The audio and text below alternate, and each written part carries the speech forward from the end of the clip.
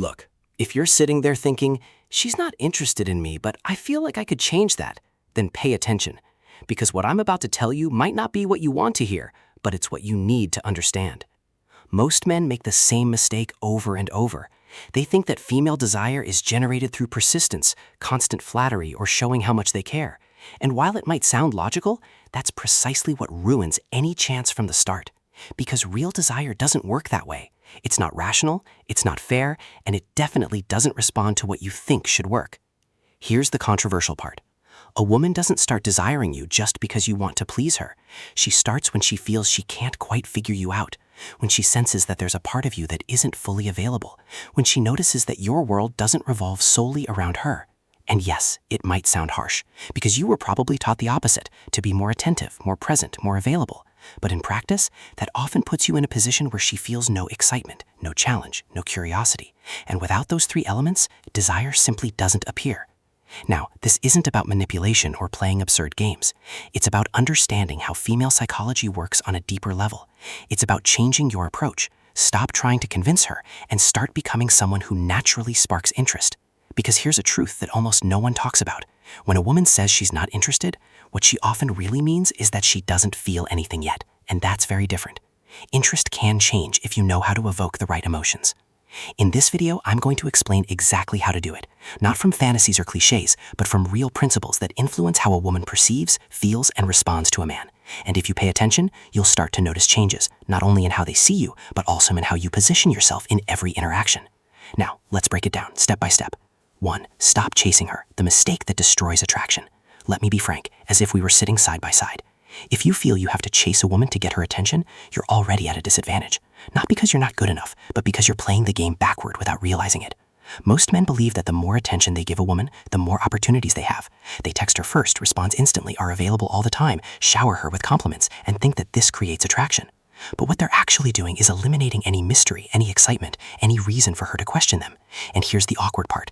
When you chase too much, you don't seem interested, you seem needy. And in female psychology, that completely changes the perception, because desire isn't born from need, but from curiosity, uncertainty, the feeling that there's something to discover. Think of it this way. If everything is handed to you from the start, what excitement is left? None. There's no challenge, no surprise, no process. And without a process, there's no emotional investment on her part. Now, this doesn't mean you should ignore her or act like you don't care. That's another mistake. It's about balance, about stopping the chase and starting to attract. When you stop chasing, you start doing something much more powerful, focusing on your life, your goals, your projects, your growth. And that generates a different energy. You're no longer the man waiting for attention. You're the man with an interesting life. And here's something key. When a woman senses that you're not easy to get, her perception of you changes. She starts wondering about you, noticing details she previously ignored, because now there's something she can't completely control, and that sparks interest. Many men fear this because they think, if I stop chasing her, I'll lose her. But the reality is that if you have to constantly chase, you never really had her. You were only holding her attention temporarily. And here, we're not looking for attention. We're looking for attraction, which are very different things. Attention requires constant effort. Attraction arises when your presence evokes something without your having to force it all the time. So, the next time you feel that urge to text them again, to insist, to do more to get their attention, stop for a moment. Ask yourself, am I generating attraction or just seeking validation? Because when you change that mindset, everything changes. 2. The power of scarcity. Why does not always being available make you more attractive? Let me ask you something. Why is it that what you can't easily have is often what you desire most? It's not a coincidence. It's basic psychology. And when you understand that, many men believe that being available all the time is an advantage. They think that responding quickly, always saying yes, adapting to her schedule, and being constantly present demonstrates value. But often it communicates the opposite, that you don't have many options or that your time is invaluable. Here's the controversial part. A woman doesn't value what's available without limits, not because she's a bad person, but because that's how the human mind works. Scarcity is perceived as valuable, abundance is taken for granted.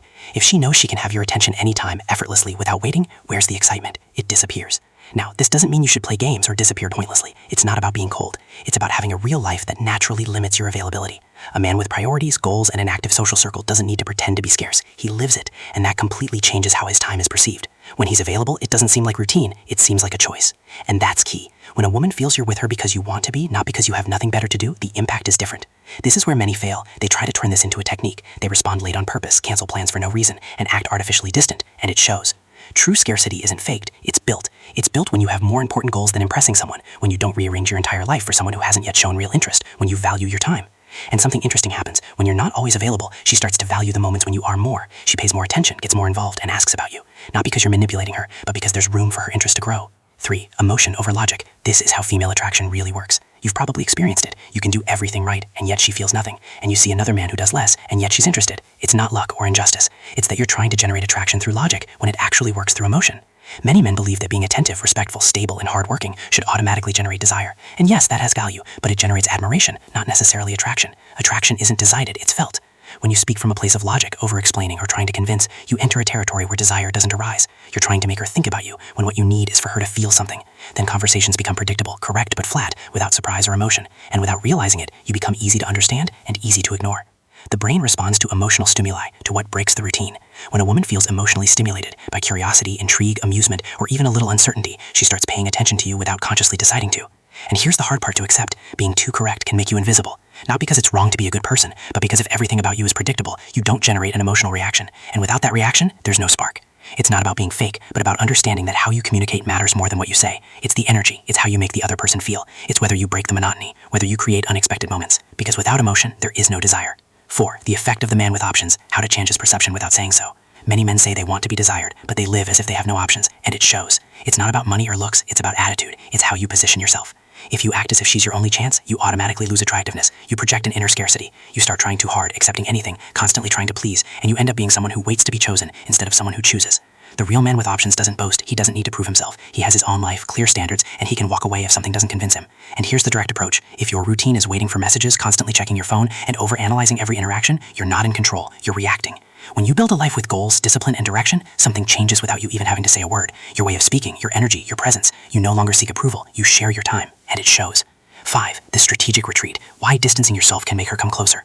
Sometimes the most powerful thing you can do is take a step back, not to manipulate, but because you understand that attraction needs space. When you feel her pulling away, the impulse is usually to get closer, but that often has the opposite effect, because you fill all the space and leave no room for her to think about you. Interest is also built on absence. But be careful, this isn't about disappearing or playing games. It's about respecting your space and understanding that you don't need to be present all the time, and also knowing when to do so. If you're giving more than you're receiving, if the interaction becomes one-sided, it's time to adjust, without drama, without long explanations, simply by lowering the intensity. That creates contrast, and contrast makes your presence more valued. Often, someone doesn't appreciate something until it stops being constant, and if there was a real foundation, interest can grow. But you have to be prepared for any outcome. This doesn't guarantee anything. The goal is to maintain your balance, your dignity, and your direction, because taking a step back without anxiety demonstrates self-control, and that's extremely attractive. I'm going to close with an idea that might make you uncomfortable, but you need to hear it. Most men don't fail because they aren't good enough, but because they focus too much on a woman who hasn't yet shown real interest. When you put all your energy into someone who hasn't invested in you, you put yourself at a disadvantage. You start to doubt yourself, overanalyze, and lose your naturalness. And here's the interesting point. Ceasing to focus on her often changes how she perceives you, not as a game, but because you stop forcing the situation and start living with more direction and control. In the end, attraction isn't about convincing someone specific, but about becoming someone who naturally generates interest, and that's an internal change. So, stop trying to please someone who hasn't made up their mind yet, and start building a version of yourself that doesn't need convincing. Now, I want to hear from you. Tell me in the comments, have you ever felt that the harder you tried, the worse it got, or that when you focused on yourself, everything started to change? I'll be reading and responding to several comments. The idea is that this isn't just a video, but a real conversation, because understanding it is only the beginning. The important thing is to apply it and see how it transforms your experience. Let me begin with one of the most unexpected things I've learned in more than 20 years working as a relationship psychologist. Most men believe they understand exactly what women want, and most of them are mistaken.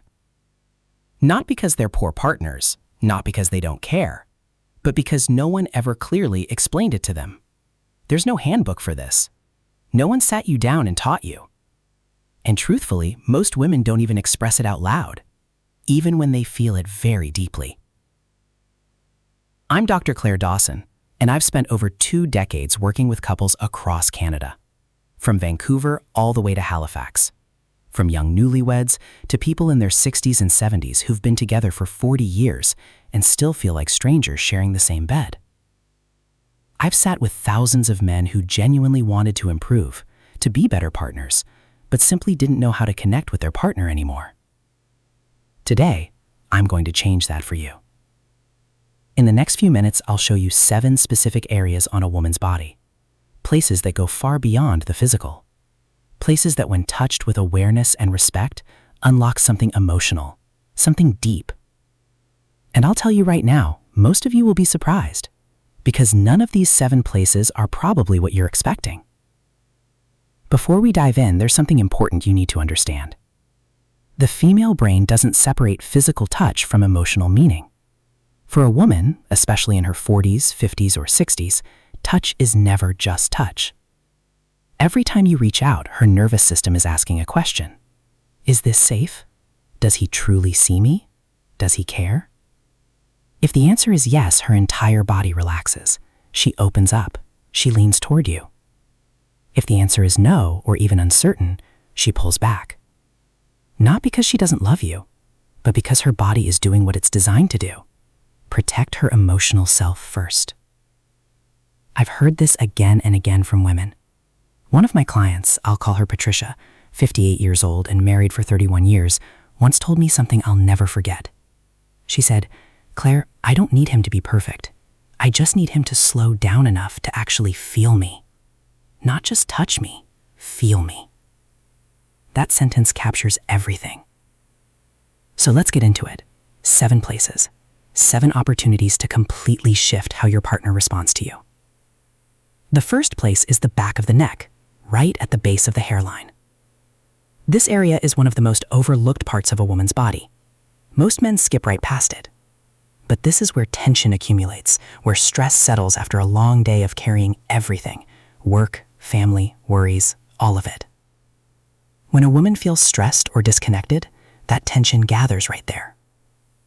Here's what I want you to do. Not aggressively, not like a massage meant to fix something, just a very light touch. 2 or 3 fingertips, slow movement, no pressure, only warmth and presence. When you do this, something chemical begins to happen. Her nervous system starts to calm, her breathing slows down. Cortisol, the stress hormone, begins to drop, and oxytocin starts to rise. You may have heard of oxytocin as the bonding or trust hormone, and that's exactly what it is. This spot at the back of the neck is one of the quickest ways to activate it. She may not say anything. She might just go quiet or lean slightly into your touch. That silence isn't emptiness. It's her body saying yes. The second place is the soft area between the shoulder blades. Think of it as her shield. It's a part of her back she can't easily reach, a place that carries invisible weight. When a woman feels guarded or has built emotional walls, consciously or not, that tension often lives there. This isn't about deep pressure or massage. It's something simpler and more powerful. Just place your hand there, flat, warm, still. No pressure, no intention beyond being present. When you do that, you're communicating something words often fail to express. I'm here. I've got you. You don't have to carry everything alone. I once worked with a couple in Toronto, both in their early 60s, both retired, spending every day in the same house, yet feeling emotionally distant. The husband, Robert, started doing one simple thing. Every evening when his wife stood in the kitchen, he would walk up behind her and rest his hand between her shoulder blades. No words, just presence. 3 weeks later, she told me, "I don't know what he's doing, but I feel like he's actually here again." That's the power of this small gesture. The third place is the hands, especially the fingers and the palm. And I know what you might be thinking. Holding hands isn't exactly groundbreaking. But there's a big difference between grabbing someone's hand and truly holding it. There's a difference between a quick squeeze and slowly tracing your thumb across her palm. A woman's hands are deeply connected to her emotional world. They're how she gives, creates, and expresses care. When you hold them with real attention, she feels understood in a way that reaches straight to her heart. Try this next time you're sitting together, watching TV, having coffee, it doesn't matter. Take her hand, and instead of just holding it, gently trace along her fingers one by one, or draw slow, small circles on her palm.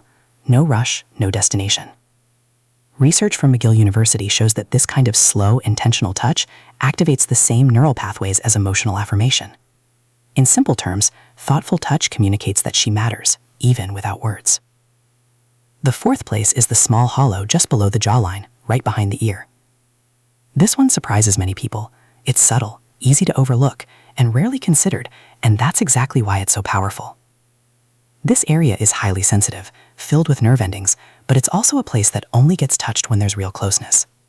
It requires you to be near her, fully present, focused on her rather than on what comes next. When you gently brush your fingertips there with no pressure, just warmth, you're doing 2 things at once.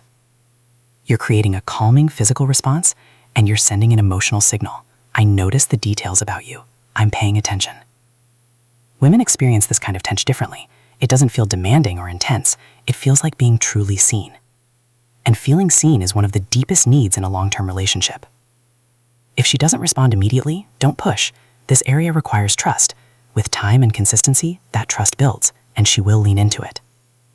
The fifth place is the inner thigh near the knee, far from any intimate zone, and it's important to be precise here. We're talking about the soft inner area close to the knee, not higher, not rushing anywhere. This spot carries emotional weight, often without conscious awareness. A respectful, slow touch here communicates closeness without pressure, desire without demand. The key is rhythm, steady, unhurried, as if there's nowhere else to be. Many women have told me that this kind of touch, done with patience and care, felt more intimate than anything else their partner had done in years, because it conveys something powerful. I want to be close to you, and I'm not rushing you.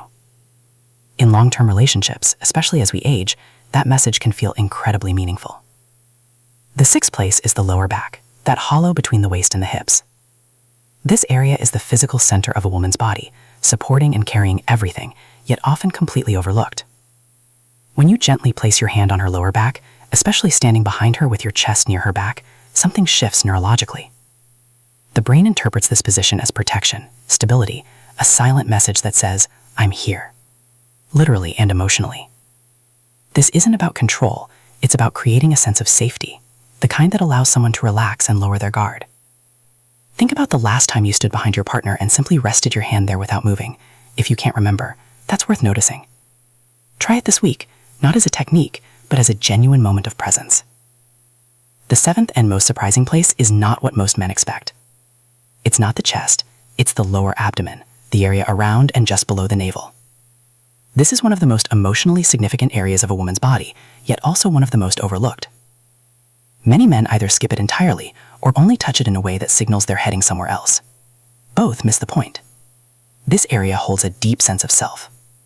Neuroscience shows it has a dense network of vagal nerve connections, linking it directly to emotional regulation. When touched slowly and with genuine care, it doesn't just feel physical, it feels deeply personal, like being held at the core of who she is. I often explain it this way.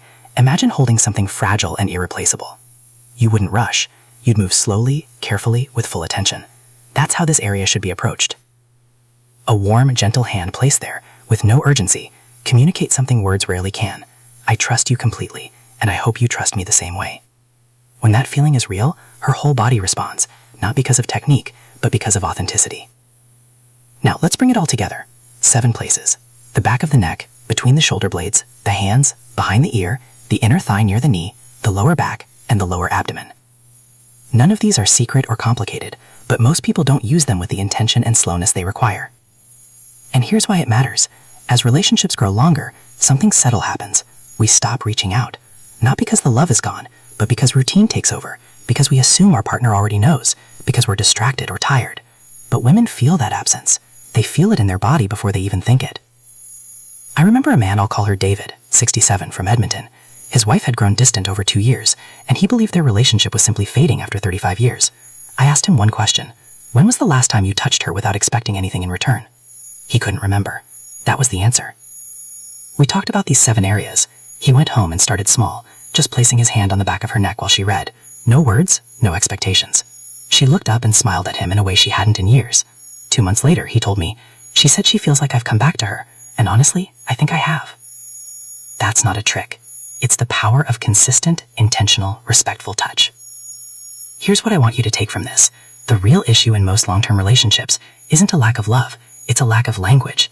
Not spoken language, but the language of touch. Slow, genuine contact that says, I see you, I'm here, you matter. Women, especially in midlife and beyond, don't respond to urgency. They respond to attention, to being noticed in the details, to a touch that feels like it has all the time in the world. Research supports this. Women tend to have more sensitive